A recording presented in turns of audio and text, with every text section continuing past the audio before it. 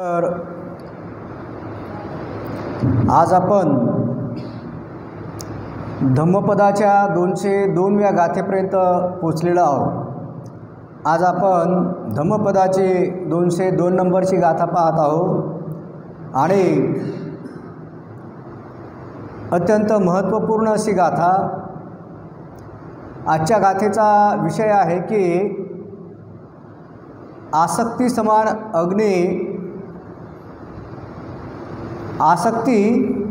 अग्नि समान आहे, अशी आजची गाथा आहे की आसक्ती अग्नि समान आहे। पहा ही गाथा काय आहे। नथी राग समो अग्नि, नथी दोष समो कली, नथी खंदा समा दुःखा,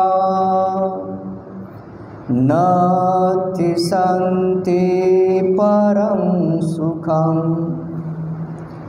या गाथेचा मराठीमध्ये अर्थ असा आहे की रागासमान,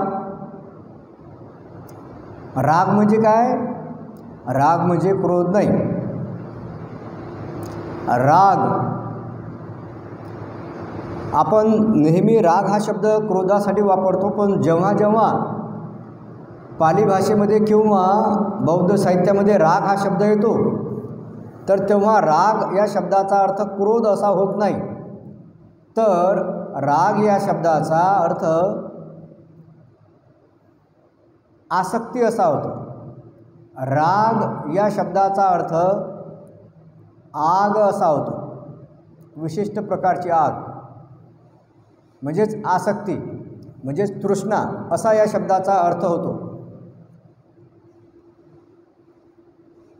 तर रागासमान अग्नी नाही म्हणजे आसक्तीसारखी दुसरी कोणती अग्नी नाही, आणि द्वेषासमान मळ नाही। द्वेषासमान म्हणजे आपण एका गाथेमध्ये पाहिलं होतं की ते समुज्जनी बनते बाहेरून खूप झाडू लावायचे, पण जेव्हा त्यांना ज्येष्ठ भंतेंनी सांगितलं की अरे असा बाहेरून झाडू लावत काय बसलास, जरा आपल्या अंतरंगामध्ये झाडू लाव, अंतरंगातील जो मळ आहे, ती घाण आहे, ती साफ कर। आणि तेव्हा ते कामाला लागले। तर इथे सुद्धा काय म्हटलेलं आहे की द्वेषासमान मळ नाही। आपण नेहमीच फक्त बाहेरच्या मळालाच आपण दूर करण्याचा प्रयत्न करतो, परंतु इथे सांगितलेलं आहे की जो द्वेष असतो, आणि द्वेष कुठं असतो तर द्वेष हा मनामध्ये असतो, तर द्वेषासमान मळ नाही। जो द्वेष आहे या द्वेषासारखा दुसरा मळ नाही, आणि पंचस्कंदासमान दुःख नाही। पंचस्कंद जे आहेत या पंचस्कंदासमान दुःख नाही, आणि शांती समान म्हणजे निर्वाणासारखे दुसरे सुख नाही। तर आता तुम्हाला प्रश्न पडेल किंवा पंचस्कंदासमान दुःख नाही हे एवढं तुम्ही सांगितलं, पण नेमकं पंचस्कंद म्हणजे काय, तर त्याचंही विश्लेषण या ठिकाणी आहे। तर ते पंचस्कंद म्हणजे काय तेही आपण पाहू की पंचस्कंदासारखं दुःख नाही, तर पंचस्कंदासारखं दुःख नाही तर पंचस्कंदसुद्धा पाहू। पण त्यापूर्वी आपण पाहूया की हा जो उपदेश आहे, हा उपदेश तथागतांनी कुठे दिला आणि कोणत्या प्रसंगामध्ये दिला। की भगवान बुद्ध म्हणतात की आसक्तीसारखा अग्नी नाही। आपण एखादा अग्नी पाहतो ना, तर अग्नी हा भयानक असतो, माणसाला जाळतो, प्राण्याला जाळतो, वस्तूला जाळतो, परंतु बुद्ध म्हणतात की त्या अग्नीपेक्षाही ज्वालांचा जो अग्नी आहे त्या अग्नीपेक्षाही भयानक असा जर अग्नी असेल तर तो आसक्तीचा आहे. तृष्णेचा अग्नी हा भयानक असा अग्नी आहे आणि द्वेषासारखा दुसरा मळ नाही म्हणतात.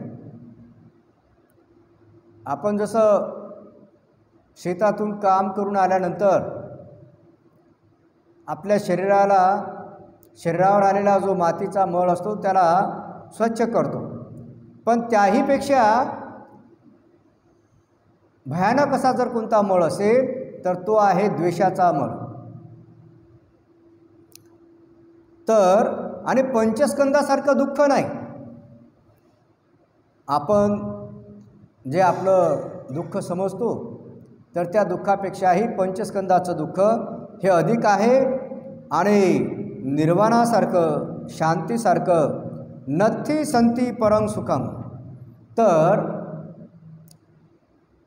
संती परं म्हणजे निर्वाणापेक्षा, संती म्हणजे शांती, तर शांतीपेक्षा दुसरं कोणतं सुख नाही. ही शांती माणसाला तेव्हाच मिळते जेव्हा माणूस निर्वाणाला पोचतो. तर पाहू हा भगवान बुद्धांनी दिलेला उपदेश कुठे आणि कोणाला कोणत्या प्रसंगामध्ये दिलेला आहे. ही धम्मदेशना तथागतांनी जेतवन विहारामध्ये विहरत असताना एका कुलवधूच्या विवाहात तिच्या पतीला उद्देशून म्हटलेली आहे. म्हणजे विवाहामध्ये तथागत जायचे हे यावरून सिद्ध होते. हा उपदेश तथागतांनी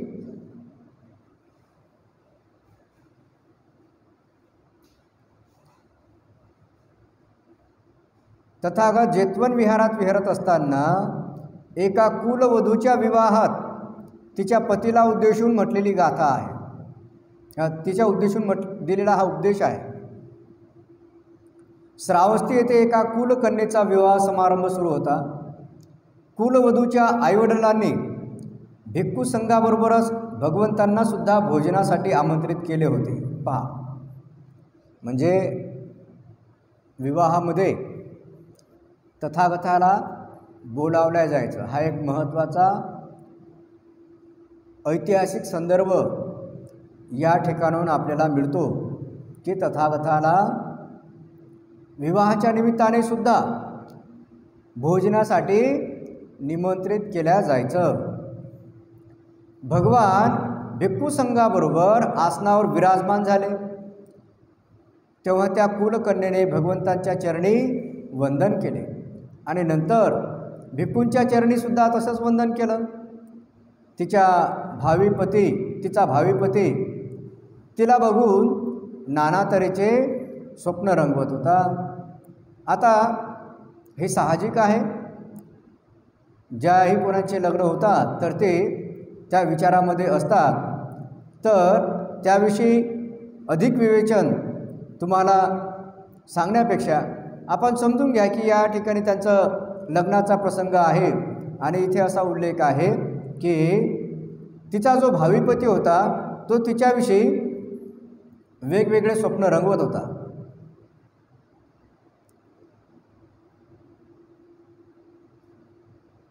तो तिच्याविषयीच्या स्वप्नांनी ग्रस्त झालेला होता.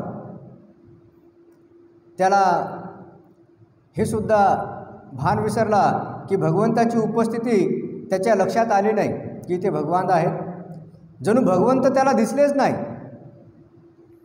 आता हे होणं आपण सध्याही पाहतो की सगळे लोक लग्नाच्या धुंदीत असतात आणि नवरदेव नवरदेवाच्या धुंदीत असतो, नवरी नवरीच्या धुंदीत असते, नाही का. त्याने ना भगवंताला पाहिले ना विशाल भिक्खू संघाला. त्याचे मन तर तिथे नव्हतेच, ते भविष्यात रममान झाले होते. त्याच्या अंतर्मनामध्ये सर्व तो वेगवेगळ्या प्रकारचे स्वप्न पाहत होता. तो तर एखाद्या आंधळ्या समान झालेला होता. भगवंतांनी त्याच्यावर करुणा केली आणि असे काही केले. पहा, आता भगवंतांनी त्याच्यावर करुणा केली आणि काय केले, असे काही केले की वधूला पाहण्यास अनासायास तो असमर्थ झाला. आता अशी काही कमी आहे केली म्हणजे भगवान बुद्धाची वाणी ही प्रभावी असायची, बुद्धवाणी प्रभावी असायचे, बुद्धाचा प्रभाव, बुद्धाचं तेज प्रभावी होतं आणि म्हणून भगवान बुद्ध बोलले की व्यक्तींवर प्रभाव पडायचा. मग भगवान बुद्धांनी असं काय केलं की वधूला पाहण्यास तो वर असमर्थ झाला. जसे काही तो झोपेतून उठला आणि अचानक खाडकन उठून उभा राहिला तेव्हा त्याला भगवान दिसू लागले व त्याचबरोबर त्यांचा विशाल भिक्खुसंघसुद्धा दिसायला लागला. त्याला आतापर्यंत जे दिसत नव्हते ते दिसू लागले. कामवासनेचे मेघ जणू विरघळून गेले. कामांधतेचा धूर पार ओसरून गेला. संसाराचा धूर जिथे नाही तिथे सत्याचे दर्शन होते. वासना जिथे नाही तिथे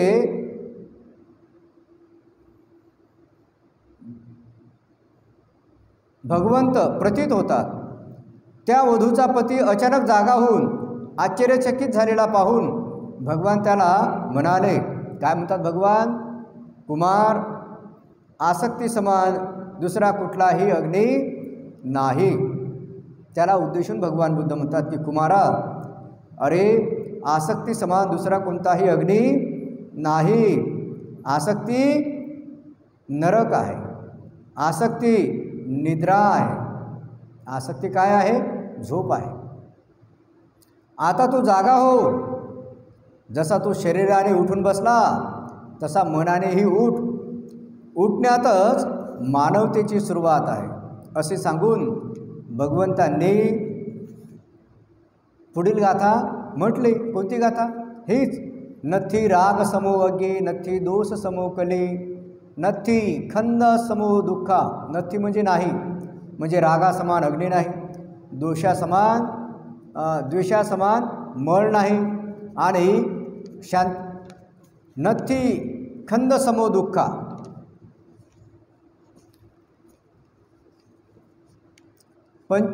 खंद म्हणजे स्कंद, पंचस्कंदासारखं दुसरं दुःख नाही आणि शांती निर्वाणासारखं दुसरं सुख नाही. असा उपदेश तथागतांनी त्याला केला. तेव्हा तो झोपेतून जागा झाला. आता तो झोपेतून जागा झाला म्हणजे काय झालं असेल बरं? तो झोपेतून जागा झाला म्हणजे काय झालं असेल? तो खरंच झोपलेला होता आणि तथागतांनी त्याला हलवून उठवलं का? नाही, तो धुंदीमध्ये होता. आता मी जसं सांगितलं की वधूवर हे सगळेच धुंदीमध्ये असतातच, पण तथागतांनी त्याला धुंदीतून बाहेर काढलं. धुंदीतून बाहेर काढलं म्हणजे नेमकं काय झालं असेल त्यावेळेला? त्यावेळेला हेच झालं असेल की तो श्रोतापन्न झाला. आता श्रोतापन्न झाला म्हणजेच त्याला आणखी काय होईल? आणखी तर हेच होईल पुढे की तो घरदार त्यागून बुद्धाच्या संघात जाईल. आता असं जर सगळ्या लोकांनी केलं तर काही लोक भगवंताला दोष देतील की नाही, की हा भगवान बुद्ध कसा आहे? लोकांवर संमोहिनी टाकणारा आहे,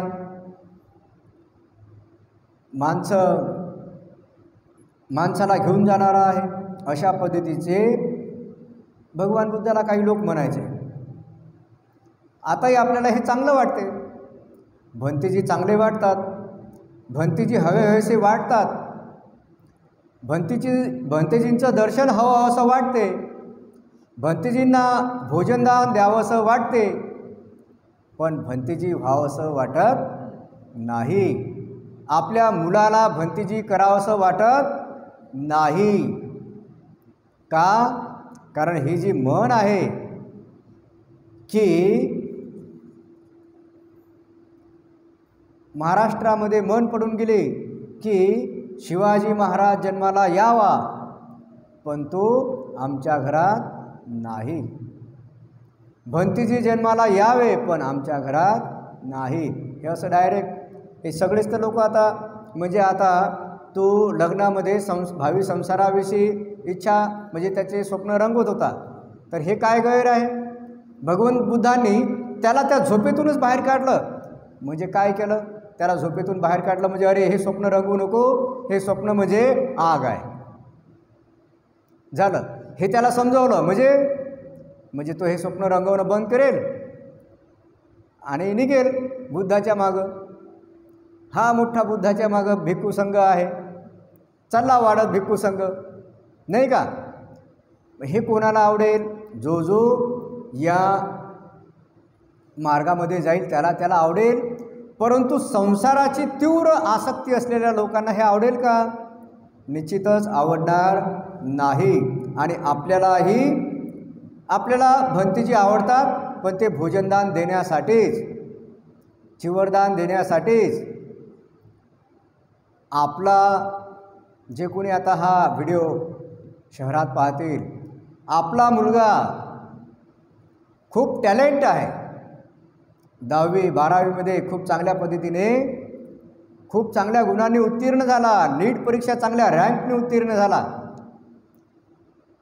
मग त्याला थोडासा संस्कार तोही द्या की तो MBBS झाला, मग आता तो भिक्खू झाला तरी चालतो.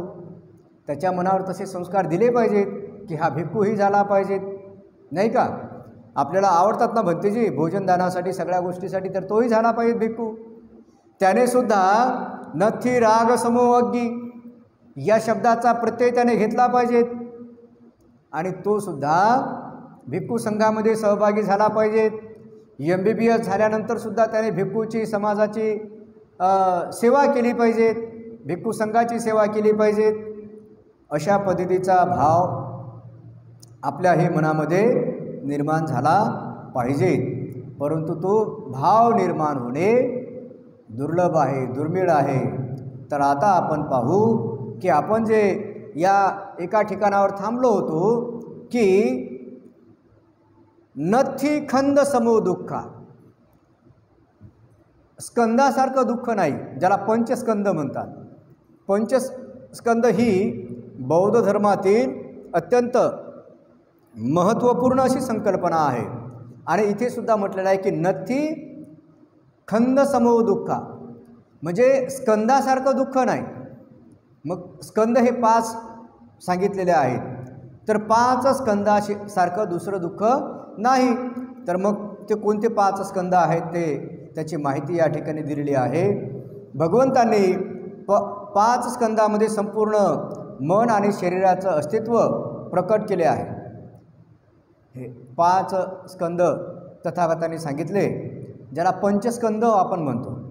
तर त्यातला पहिला स्कंद आहे रूपस्कंद म्हणजे शरीर स्कंद, दुसरा आहे वेदनास्कंद संवेदनास्कंद, तिसरा आहे संज्ञा, चौथा आहे संखार म्हणजे संस्कार, आणि 5वा आहे विज्ञान म्हणजे विज्ञान. तर आता रूपस्कंद म्हणजे काय? तर संपूर्ण भौतिक जग हे लहान कणांनी तयार झालेले आहे. त्या लहान कणास भगवंतांनी कलाप असे नाव दिले.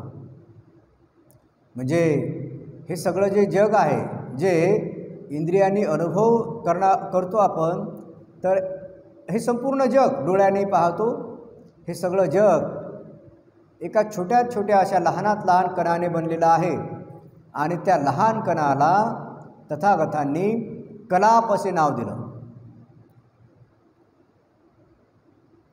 आणि या छोट्याशा कणात सुद्धा पदार्थाचे सतत बदलत जाणारे सगळे गुण असतात. वस्तुमान पदार्थ संलग्न ठेवणारी शक्ती, तापमान व हलनचलन हे मूलभूत गुणधर्म असतात. त्यांना आपण पृथ्वी धातू, जलधातू, अग्निधातू, वायुधातू म्हणतो.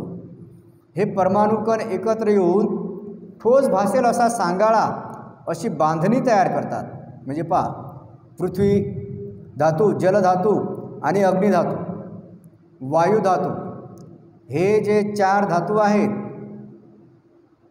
पृथ्वी, जल, अग्नी आणि वायू, हे 4 धातू एकत्र येऊन ठोस असा सांगाळा तयार होतो. त्याला आपण आपलं शरीर म्हणतो.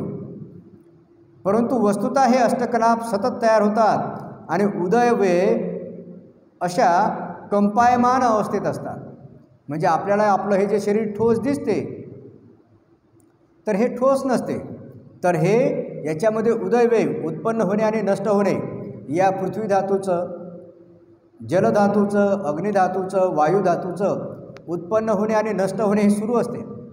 आणि हे सुरू असल्यामुळे हे असे ठोस नाही, याच्यामध्ये आत पोकळी असते. पदार्थातील अंतिम सत्य हेच आहे की लहरीचा एकसारखा वाहणारा हा एक स्रोत आहे. एकसारखा वाहणारा हा स्रोत आहे. हेच ते रूप ज्याला आपण मी म्हणतो, माझे शरीर म्हणतो. हे शरीर म्हणजे सुद्धा म्हणजे असं ठोस नाही. तुम्हाला पाणी वाहणारं पाणी हे ठोस वाटते का? नाही. तसं शरीरसुद्धा ठोस नाही, हा सुद्धा एक प्रवाह आहे. लहरींचा एकसारखा वाहणारा हा एक स्रोत आहे. हेच ते रूप ज्याला आपण म्हणतो हे मी आहे, हा माझा हात आहे, हा माझा पाय आहे, हे डोकं आहे. तर हे असं ठोस काहीही नसते. हे 4 धातूंनी बनलेलं असते आणि या 4 धातूंच्या मध्ये मध्ये पोकळी असते आणि हे 4 धातू सतत उत्पन्न होतात आणि नष्ट होतात. त्याला म्हटलेलं आहे रूपस्कंद, शरीरस्कंद. त्याच्यानंतरचा एक स्कंद आहे, त्याचं नाव आहे चित्तस्कंद, ज्याला आपण नाम म्हणतो. भौतिक शरीराबरोबर मानसिक प्रक्रियाही असतात, त्याला मन, चित्त असे म्हणतात. जरी चित्त आपल्याला दिसत नसते, त्याला आपण स्पर्श करू शकलो नाही, तरी आपल्यातील मीचा संबंध हा शरीरापेक्षाही मनाच्या जास्त जवळ असतो. भगवान बुद्धांनी जसा शरीराचा अभ्यास केला, त्याचप्रमाणे मनाचाही त्यांनी खोलवर अभ्यास केला. पण काही लोकांना असं वाटते की तथागतांनी केवळ मनाचाच अभ्यास केला. असं नाही. भगवान बुद्धांनी शरीराचा सुद्धा अभ्यास केला.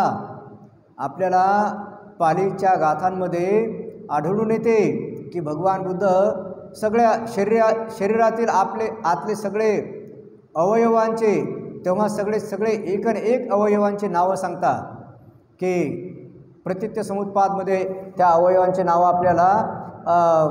आपल्याला वाचायला मिळतात.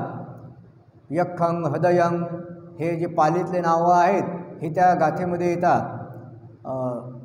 तर सगळे म्हणजे एकंदरीत याचा म्हणायचा अर्थ असा आहे की बुद्धाला शरीर रचनाशास्त्राचं सुद्धा खूप चांगल्या पद्धतीने ज्ञान होतं आणि त्यासोबतच आरोग्याचं सुद्धा ज्ञान होतं. हे सगळं ज्ञान तथागतांना होतं. केवळ मनाचंच नाही तर शरीराचं सुद्धा ज्ञान तथागतांना होतं. ते तथागत होते. तर भौतिक शरीराबरोबर मानसिक प्रक्रियाही असतात, त्याला मन, चित्त असे म्हणतात. जरी चित्त आपल्याला दिसत नसते, त्याला आपण स्पर्श करू शकलो नाही, तरी आपल्यातील मीचा संबंध हा शरीरापेक्षा मनाच्या जास्त जवळचा वाटतो. भगवान बुद्धांनी जसा शरीराचा अभ्यास केला, त्याचप्रमाणे मनाचाही त्यांनी खोलवर अभ्यास केला. ह्या पंचस्कंदामध्ये कोणतेही एक किंवा अनेक स्कंद मिळून एक स्वावलंबी खरा मी किंवा अंत किंवा आत्मा तयार होत नाही. म्हणून बुद्धांनी एखादा आत्मा अस्तित्वात आहे यावर विश्वास ठेवला नाही आणि लोक जो शाश्वत आत्मा आहे असा विश्वास ठेवतात, तो एक प्रकारचा भास आहे. ह्या पंचस्कंदाबाबत ही गोष्ट लक्षात ठेवायला हवी की त्यांना एक स्वतंत्र अस्तित्व नसून त्यांचे एक सैद्धांतिक वर्गीकरण आहे आणि तरीही त्यातील 5 वर्गापैकी प्रत्येक वर्ग कमी जास्त प्रमाणात उत्पन्न होऊन बदलत राहतो. उदाहरणार्थ जर आपल्याला आनंद किंवा दुःख जाणवत असेल तर एकाच वेळी दोन्ही क्रिया घडू शकत नाही. एकाच वेळी आनंदच असू शकतो किंवा दुःखच असू शकते. 2 वेगवेगळ्या जाणीवा एकाच वेळी जाणवू शकत नाही. रूपस्कंद, मानव देह हा आपल्याला एकसंग वाटत असला तरी तो म्हणजे एकमेकांशी संबंधित पण स्वतंत्र अशा घटनांनी बनलेला आहे. प्रत्येक घटना ही मागील घटनेची परिणती असते. हा क्रम अव्याहत म्हणजे सतत कोणताही खंड न पडता सुरू असतो. एकमेकांशी घट्ट बांधलेल्या अतूट घटनांच्या साखळीमुळे एक प्रकारच्या सातत्याचा दृश्य स्वरूपाचा भास होतो. पण हा वरवरचा भास आहे, अंतिम सत्य नाही.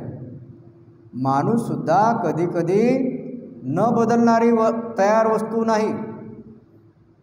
माणूससुद्धा कधीही न बदलणारी तयार वस्तू नाही, तर माणूस प्रतिक्षण बदलणारी ती एक प्रक्रिया आहे, प्रवाह आहे. त्यात आपणास भासणारा ठोसपणा नाही, तर सातत्य व अखंडपणे घडत असणारी एक प्रक्रिया आहे. जगातील सर्व सजीव किंवा निर्जीव वस्तू या सतत उत्पन्न व नष्ट होणाऱ्या प्रक्रियाच असतात. आपल्यातील प्रत्येकजण खऱ्या अर्थी सतत बदलणाऱ्या परमाणु कणाच्या भौतिक प्रक्रिया व त्याचबरोबर विज्ञान, संज्ञा, संवेदना व संस्कार ह्या मानसिक प्रक्रियांचा अखंड वाहणारा एक प्रवाहच आहे. ज्या मीबद्दल आपण एवढी चिंता पाहतो त्या मीबद्दलचे हे अंतिम सत्य आहे. आणि या घटनांमध्ये आपण अखंड बुडालेले असतो, गुंतलेले असतो. ह्या गोष्टी जर आपण प्रत्यक्ष अनुभूतीवर उतरवू शकलो तरच दुःखमुक्तीचा आपल्याला लाभ होतो. या ठिकाणी याचा सार असाच सांगितलेला आहे की या जगामध्ये बुद्धाचे जे 3 महत्त्वाचे शोध आहेत त्यापैकी एक शोध आहे की सब्बे संखारा अनत्ताति यदा पय्याय पश्यति ततो निबिंदती दुःखे ए समगो विशुद्धिया. म्हणजे सर्व संस्कार हे सब्बे संखारा अनत्ताति, सर्व संस्कार हे अनात्मा आहेत. जर आपण प्रज्ञेने पाहिलं तर सर्व संस्कार कसे आहेत? अनात्मा आहेत. मी नाही, माझं नाही. या जगामध्ये आपल्याला आपलं हे जे शरीर वाटते की हे ठोस, हा माझा हात आहे, हा माझा पाय आहे, पण तो खरं म्हणजे तसा ठोस नाही. त्याच्यामध्ये उत्पन्न या पृथ्वी आपतेज वायूचं उत्पन्न होणे आणि नष्ट होणे सुरू आहे. आणि या पृथ्वी आपतेज वायूच्या या 4 घटकांमध्ये मध्ये पोकळी आहे, पण आपल्याला ती दिसत नाही. आपल्या डोळ्यांनी ती पोकळी दिसत नाही आणि म्हणून आपण त्याला ठोस समजतो. पण हे असं मुंग्यांच्या वारुळासारखं भरलेलं आणि काही अंशी पोकळ असणारं असं माणसाचं शरीर असते. मांस असेल अथवा काही असेल, हे असंच आहे. तर सब्बे संखारा अनत्ताति, सर्व संस्कार अनात्मा आहेत. म्हणजे या जगामध्ये कुठेच मी नावाचा घटक नाही असं भगवान बुद्धाचं मत आहे. संपूर्ण शरीर चिरून फाडून काढलं तर मी नावाचा घटक नाही. मग मी नावाचा घटक नाही तरीसुद्धा सुरू आहे मी मी मी मी आणि माझं माझं. हे 4 वेगवेगळे घटक आहेत आणि या घटकांचं उत्पन्न होणे आणि नष्ट होणे हे सुरू आहे, हे सतत सुरू आहे. जेव्हा यांचं कार्य थांबते तेव्हा ऊर्जा होणं थांबते. म्हणजे त्यामध्ये चेतना नाहीशी होऊन जाते. आणि जेव्हा चेतना नाहीशी होऊन जाते त्याला आपण म्हणतो माणूस मरण पावला. तर सब्बे संखारा अनत्ताति, सर्व संस्कार हे अनात्मा आहे. जगामध्ये कुठेच मी नावाचा घटक तुम्हाला सापडणार नाही. आणि म्हणून पण हे केव्हा? यदा पय्याय पश्यति, जर का आपण प्रज्ञेने हे पाहणं शिकलो ततो निबिंदती दुःखे, तेव्हा त्या दुःखांची निर्जरा होईल. दुःखचे तुकडे होतील, ते संपून जातील, दुःख नष्ट होईल. ततो निबिंदती दुःखे ए समग्गो विशुद्धिया, हा खऱ्या अर्थाने विशुद्धीचा, सर्व सत्वांच्या विशुद्धीचा मार्ग आहे. निर्वाणाचा हा मार्ग आहे. प्रज्ञेने पाहून अनंताला ओळखणे, जाणणे हा प्रज्ञेचा एक मार्ग आहे। तर या प्रज्ञेच्या मार्गाने आपण सुद्धा जाण्याचा प्रयत्न करूया। हाच आजच्या या धम्मपदाच्या गाथेचा बोध आहे। उद्याचा भाग आणि उद्याची गोष्टही तुम्हाला आवडणारी आहे। एका आल्वीनगरच्या उपासकाची गोष्ट आहे। गोष्ट आवडण्यासारखी आहे। आणि उद्याचा भाग आहे, भूक सर्वात मोठा रोग आहे, जिगच्छा परमा रोगा। भूक हा सगळ्यात मोठा रोग आहे, कधीच न मिटणारा रोग आहे। त्याविषयी आपण उद्या पाहू। तोपर्यंत सर्वांप्रती मंगल कामना।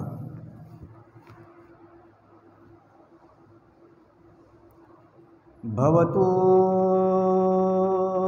सब मंगला, रक्षन्तु सब देवता, सब बुद्धानुभावेन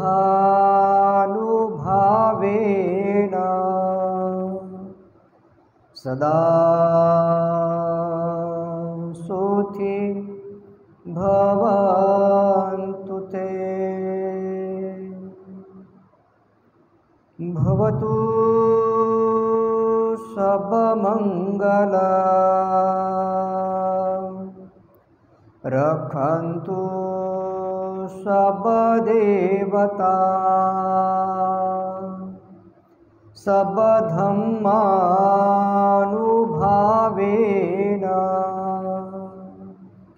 सदा सुखी भवन्तु ते। भवतु सब मंगला, रक्षन्तु सब देवता, सब संघानुभावेन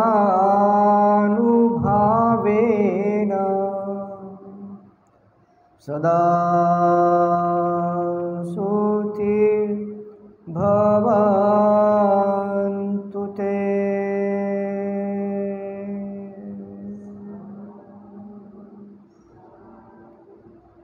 सर्वांचं मंगल हो, सर्वांचं कल्याण हो, सर्वांना हिताचा सुखाचा मांगल्याचा मार्ग लाभो।